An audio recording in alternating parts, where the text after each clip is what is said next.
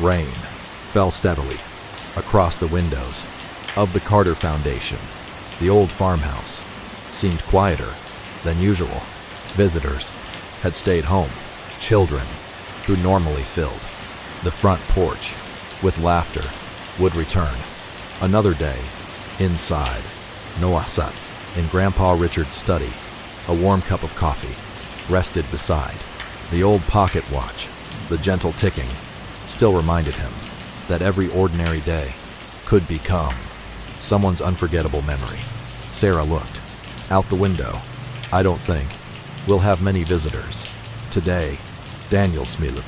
"Maybe someone will surprise us."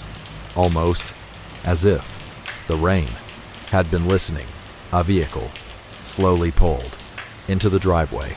It wasn't a family car or a delivery truck.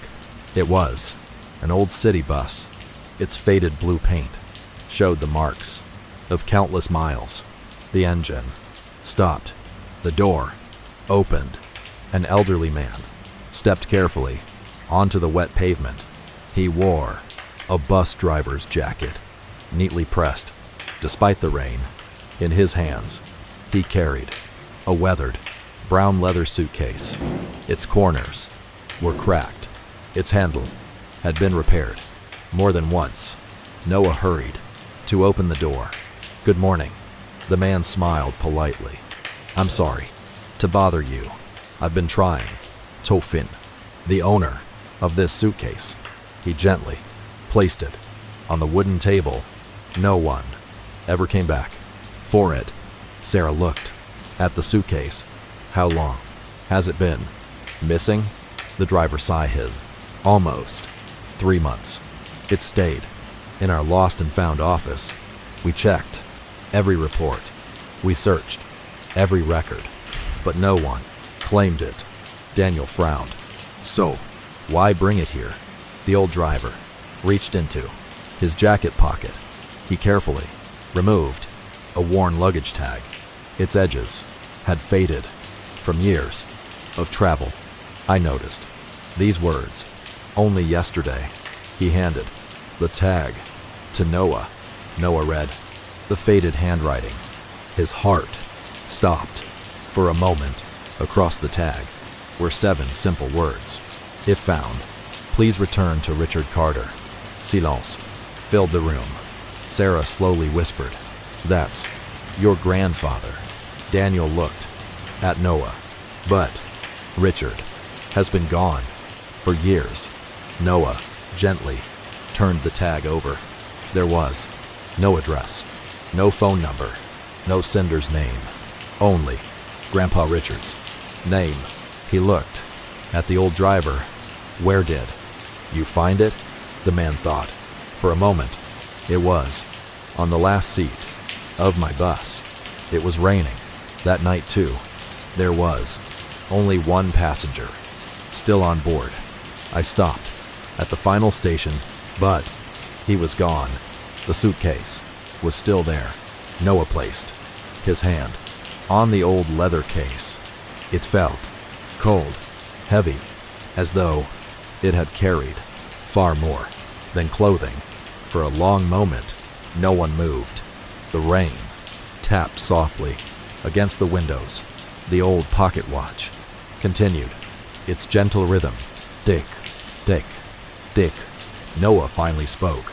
"I don't think this suitcase got lost." He looked at Grandpa Richard's photograph, resting quietly on the bookshelf, then back at the forgotten suitcase. "I think it finally found its way home."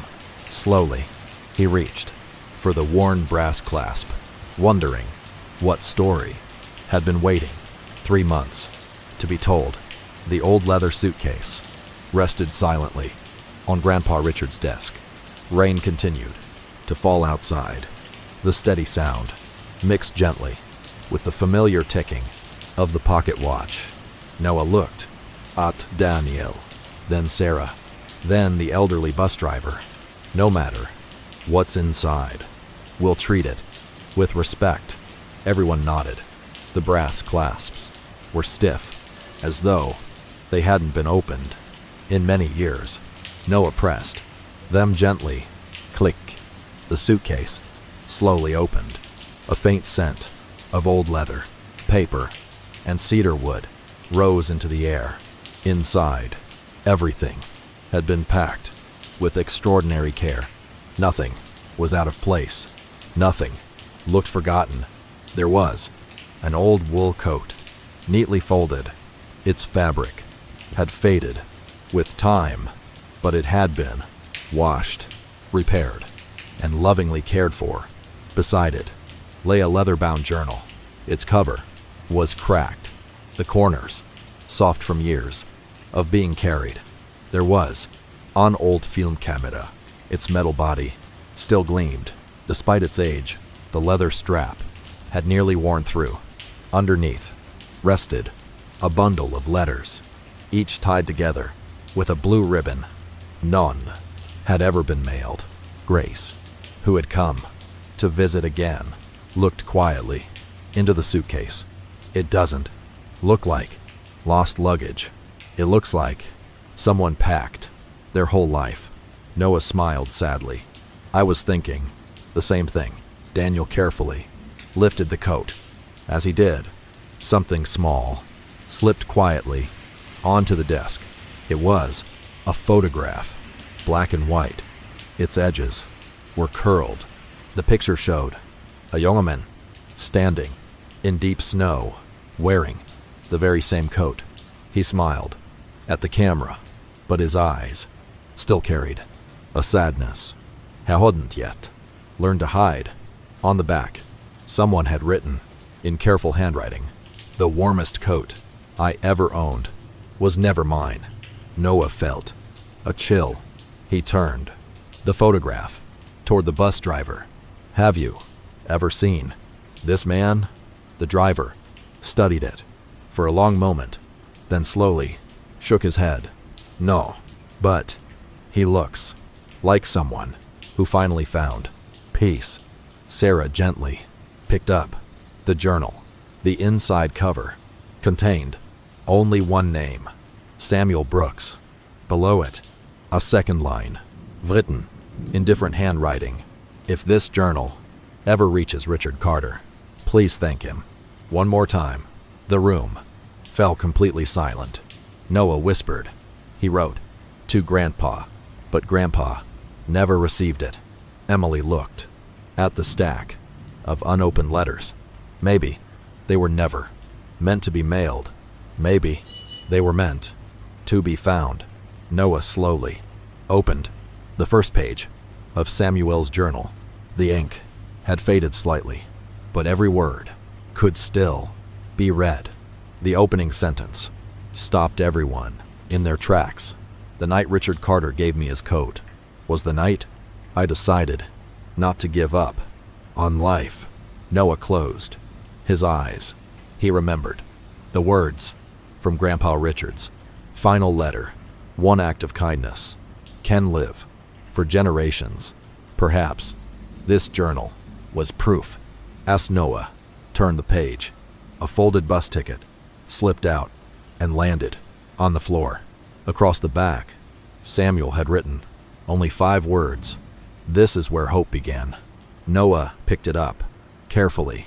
He had a feeling the ticket wasn't just a memory. It was the first clue in another story Grandpa Richard had never told. The old bus ticket rested quietly in Noah's hand. Its edges had become soft with age. The printed ink was barely visible, but one thing could still be read clearly. Route 17, December 22. No year, no destination, only a memory. Noah carefully turned the ticket over. Samuel's handwriting appeared once more. "This is where hope began." Daniel looked at the journal. "I think he wanted us to keep reading." Noah nodded. He opened the next page. "December 22. I had not eaten for 2 days. The temperature fell below freezing. I had nowhere to sleep, nowhere to go.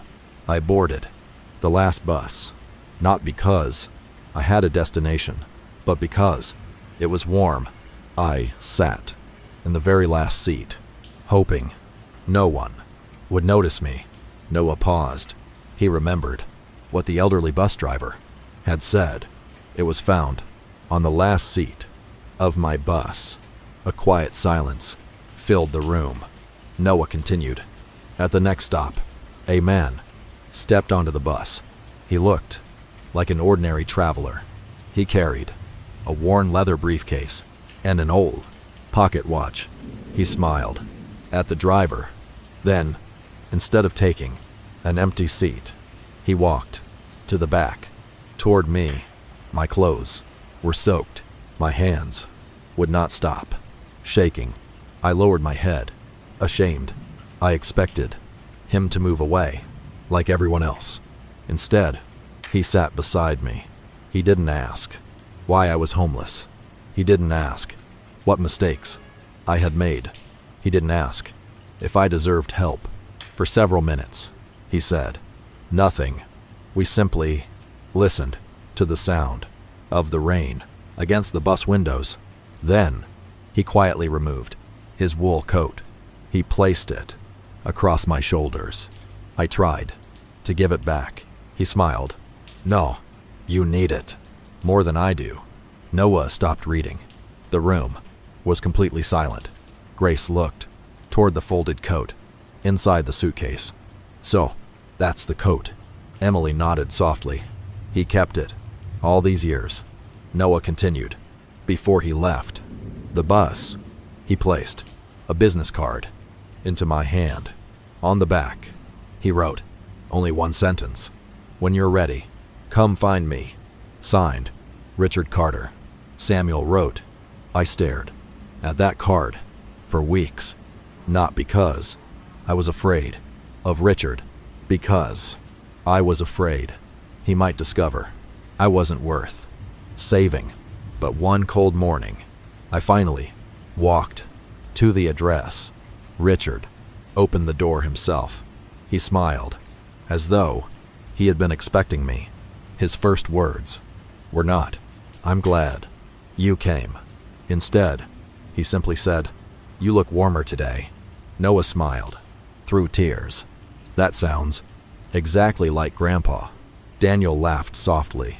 He noticed the person, not the problem. Noah turned. Another page, a small photograph, slipped free from between the pages. It showed two men standing outside the Carter Foundation. One wore the familiar wool coat.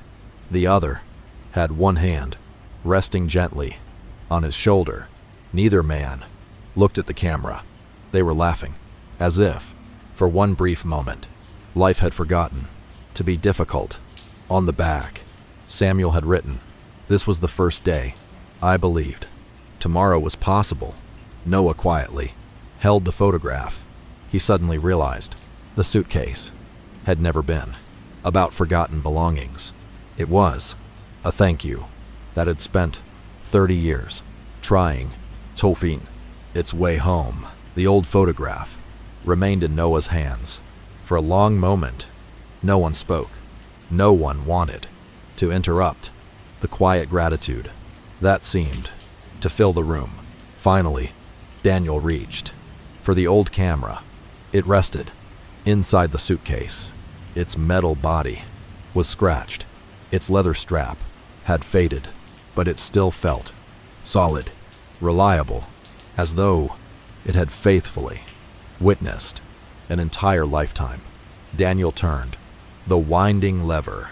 It refused to move. There is still a roll of film inside. Sarah looked surprised. After all these years, Daniel nodded. If it was never developed, those photographs may still exist. Grace leaned closer. You mean the camera has been carrying stories this whole time? Noah smiled. Just like the suitcase.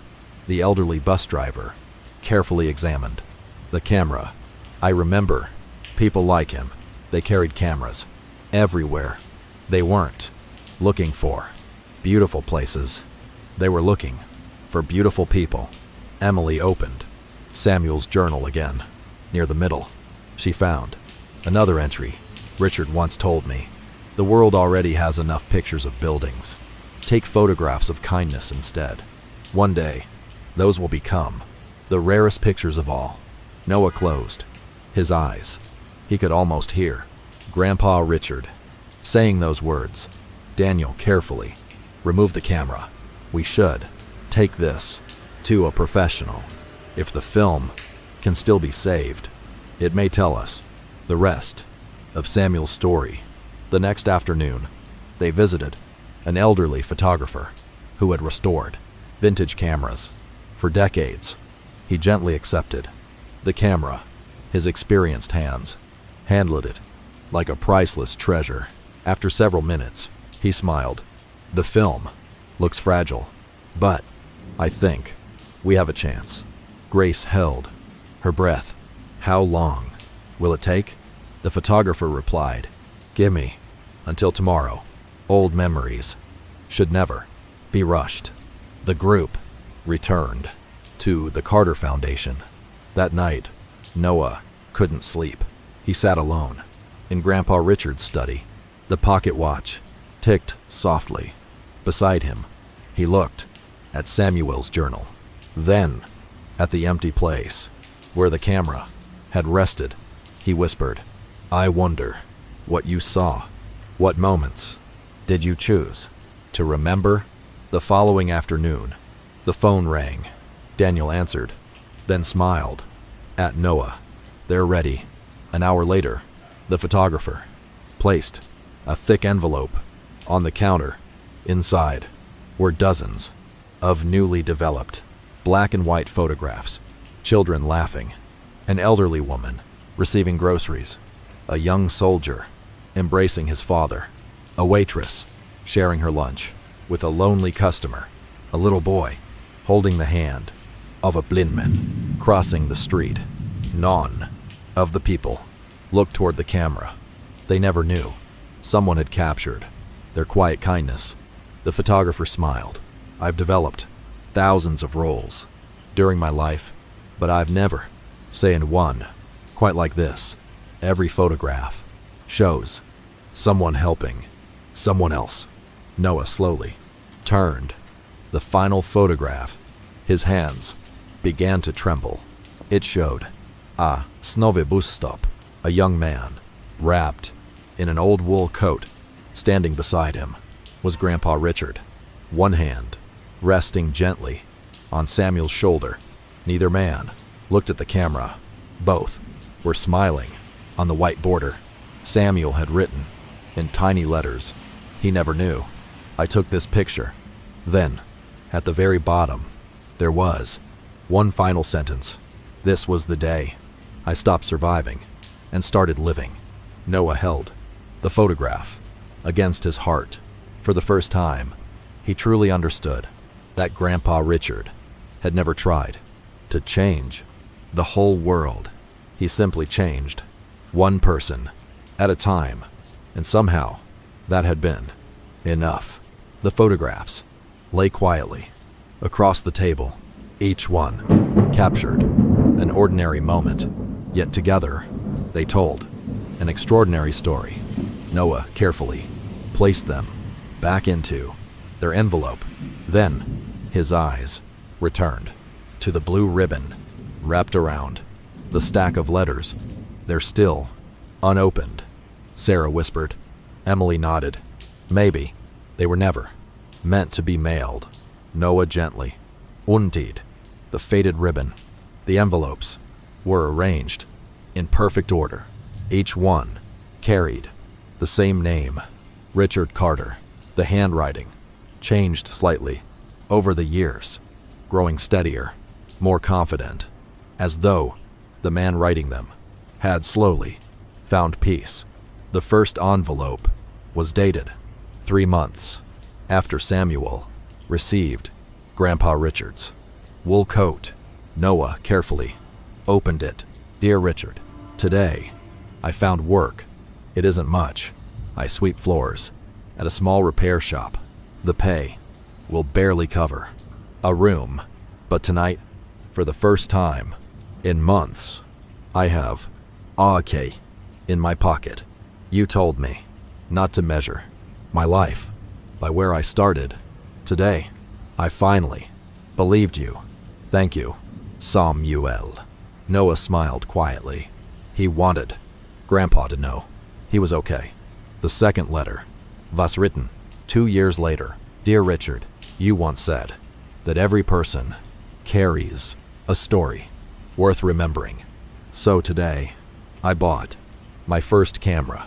Maybe I cannot change the whole world, but perhaps I can help people notice the goodness already living inside it. The third letter was written almost 10 years later.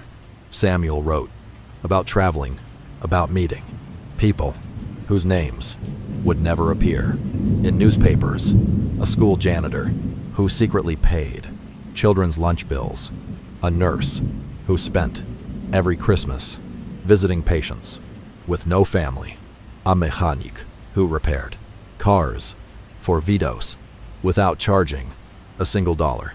Beside each story, Samuel had written the same sentence. Richard would have liked this person. Grace smiled. It feels like Grandpa kept meeting new friends without even being there. Daniel laughed softly. I think he did. Letter after letter, year after year. Samuel continued writing. He never asked for money, never asked for help. He simply wanted Richard to know that one act of kindness had continued to travel. The final envelope looked different. The paper was newer, its handwriting slightly unsteady. Emily looked at the date. It was written only a week before Samuel died. Noah slowly opened it. Inside was only a single page.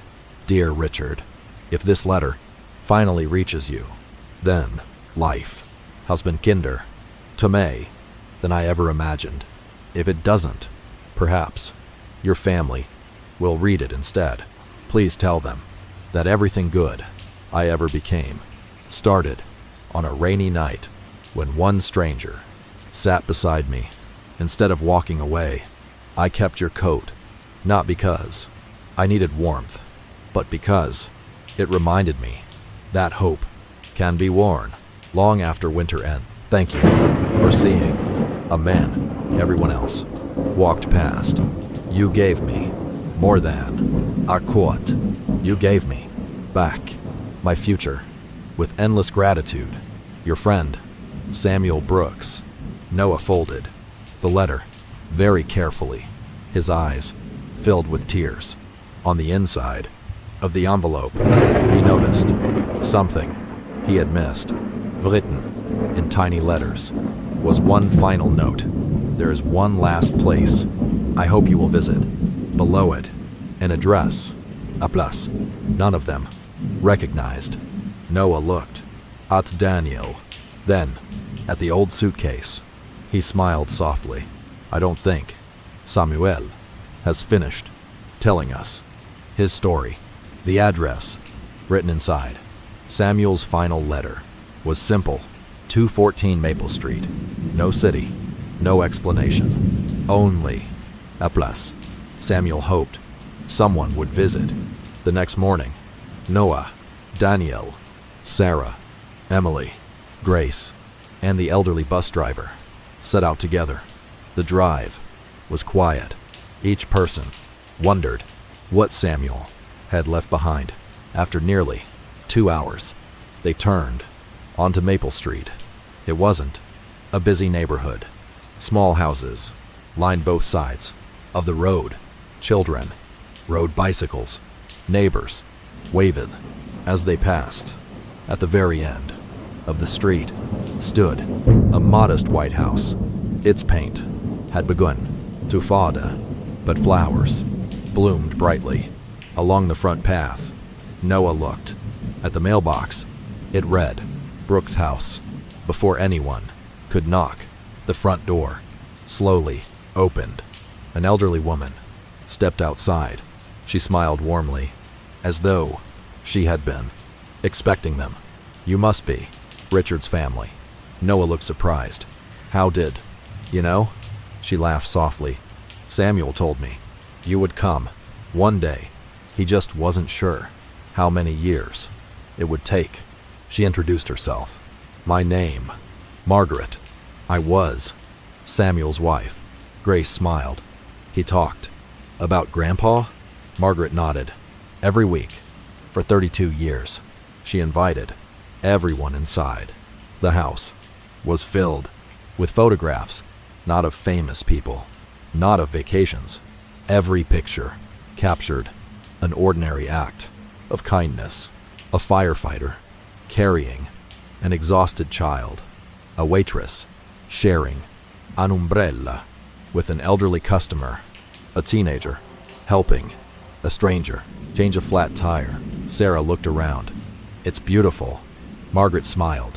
Samuel believed the world needed proof that kindness still existed.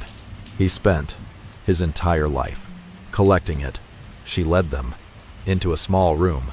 The walls were covered from floor to ceiling. Hundreds of framed photographs. Above them hung one wooden sign, the Gallery of Quiet Kindness. Noah stood, speechless. Every photograph was a reminder of Grandpa Richard's simple advice. Find people, not places. Margaret carefully opened a wooden cabinet.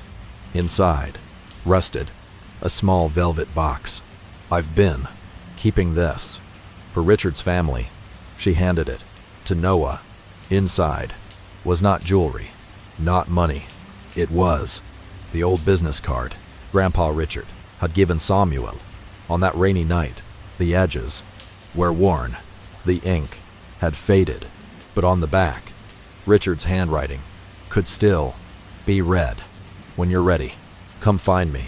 Margaret smiled through tears. He carried that card every single day. It reminded him that one person believed he still had a future. Noah gently held the card. It was only a small piece of paper, yet somehow it had carried enough hope to change an entire life.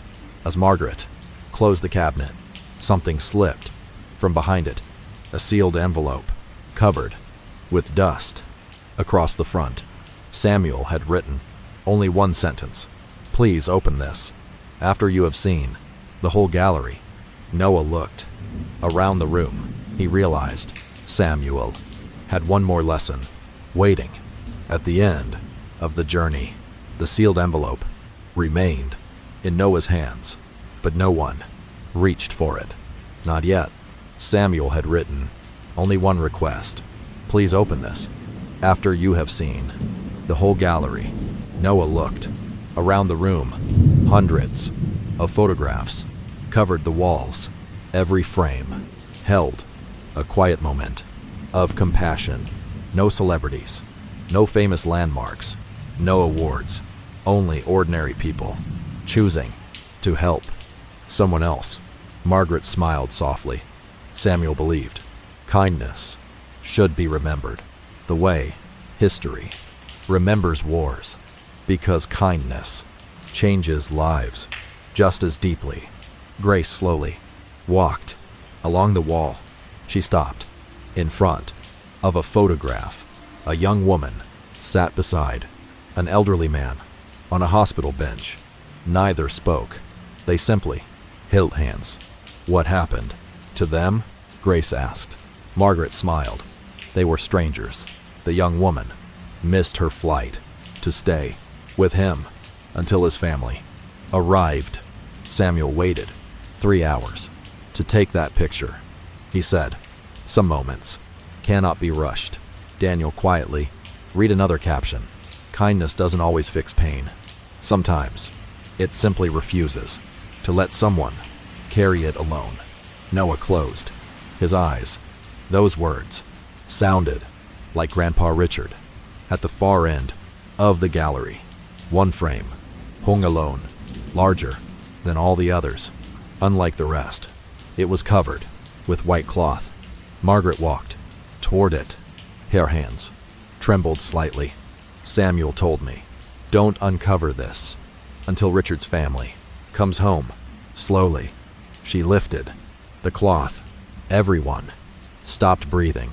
The photograph showed Grandpa Richard standing outside the Carter Foundation, the morning sun behind him, his hands resting gently on the shoulders of 3 children, all of them smiling. But that wasn't what surprised Noah. Behind Grandpa Richard, standing quietly near the porch, was Samuel, holding his camera. He wasn't the subject of the photograph. He was watching Richard, watching the man who had changed his life. On the wooden frame, Samuel had engraved just one sentence: "The greatest people rarely know how many lives they have changed." Emily quietly covered her mouth. "I don't think Grandpa Richard ever knew Samuel was there." Margaret nodded. "He didn't. Samuel always said, heroes don't need to know they're heroes." Grace stepped closer.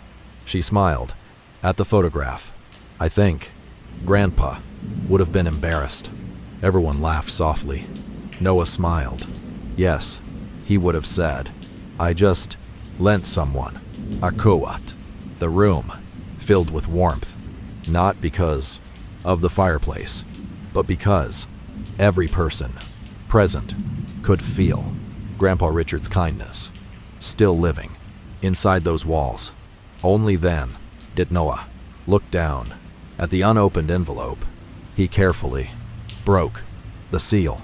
Inside was a folded letter and one small brass key.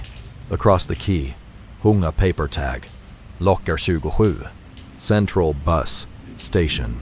Noah looked at Daniel, then at the elderly bus driver. The driver smiled knowingly. "I think our journey has one last stop." The small brass key felt surprisingly heavy in Noah's hand. Attached to it, a faded paper tag carried only 4 words: Locker 27, Central Bus Station. The elderly bus driver looked at the key and smiled quietly. "I've worked at that station for nearly 40 years. I never imagined one forgotten locker would become part of this story." Early the next morning, Noah, Danielle, Sarah, Emily, Grace, Margaret, and the bus driver traveled together to the old station. Time had changed almost everything. Electronic displays had replaced the old schedules. New shops filled the main hall. Thousands of travelers walked past without noticing the old row of storage lockers hidden near the back wall. The numbers had faded. Many lockers had been removed, but one still remained. Or should see, dust-covered its metal door. It looked as though no one had touched it in years.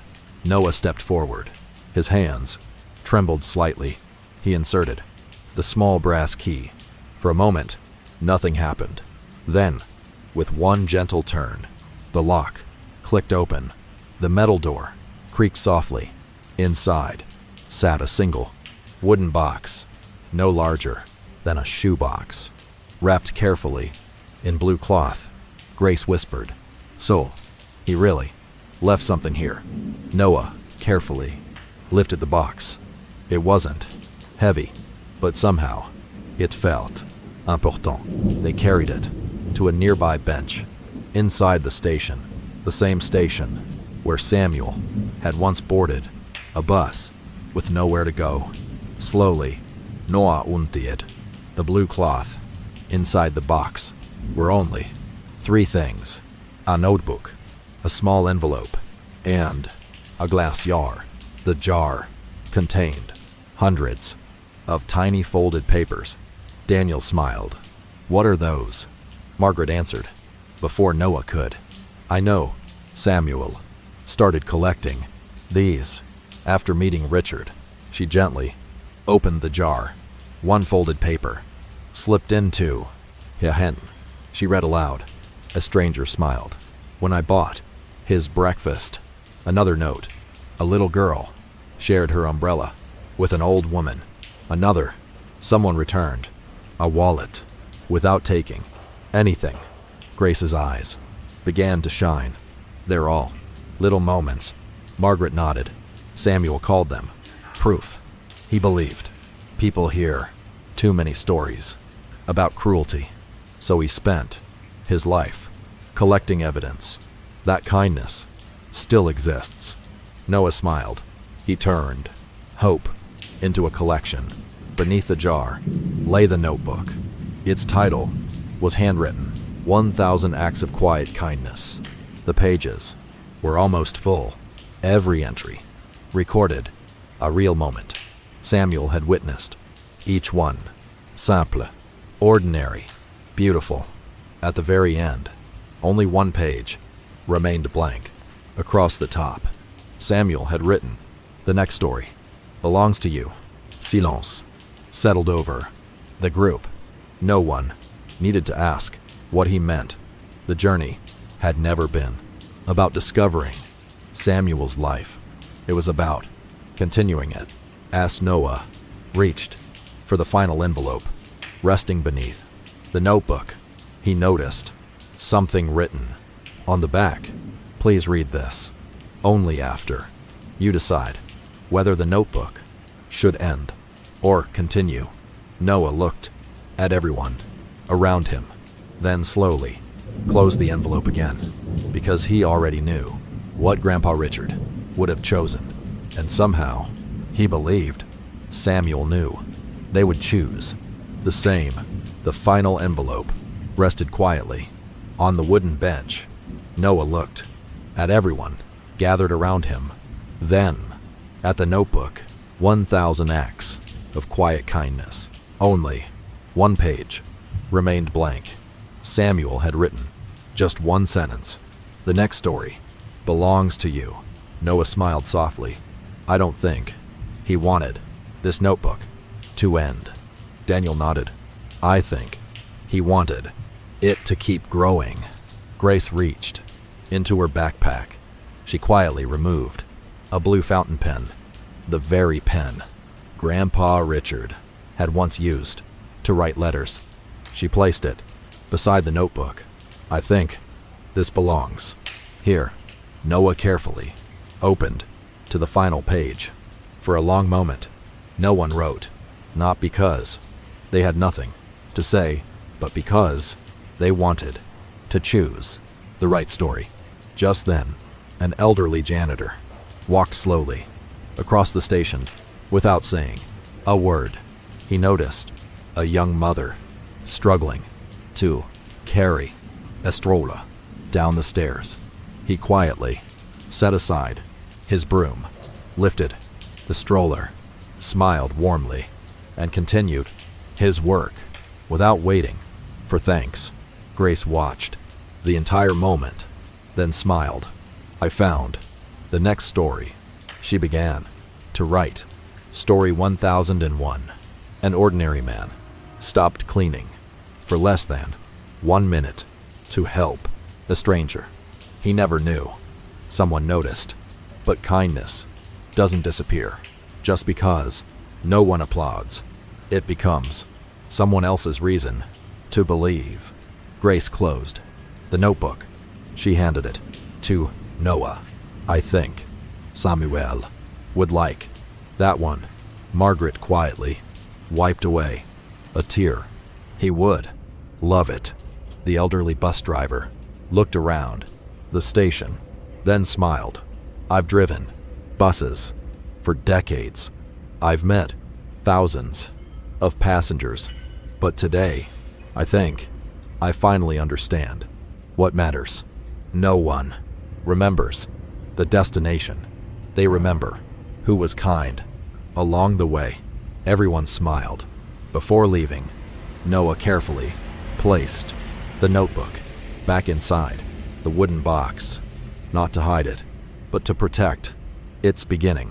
He carried it back to the Carter Foundation. There, In Grandpa Richard's study, he placed it beside the old pocket watch, the letters, and Samuel's camera. A small wooden sign was added to the shelf. Take nothing except hope. Leave something except footprints. Months later, visitors began arriving from every corner of the country, not to see a famous museum, not to admire la collection.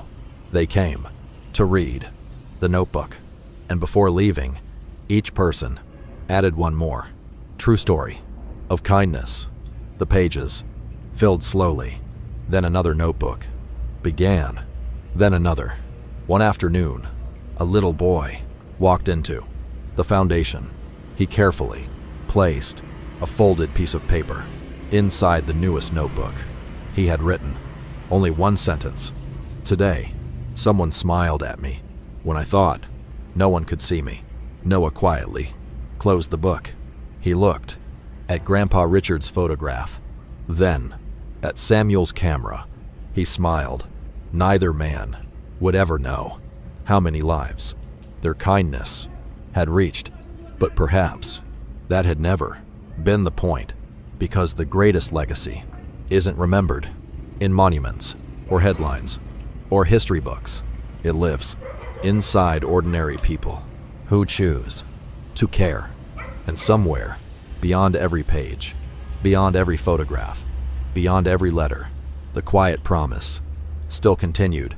One kind act, one person, one story at a time. Final message. You may never know who is carrying an invisible burden today. A smile, a kind word, a helping hand, or simply staying beside someone may become the turning point in a life you will never fully see. Kindness asks for no audience, yet it leaves echoes that can last for generations.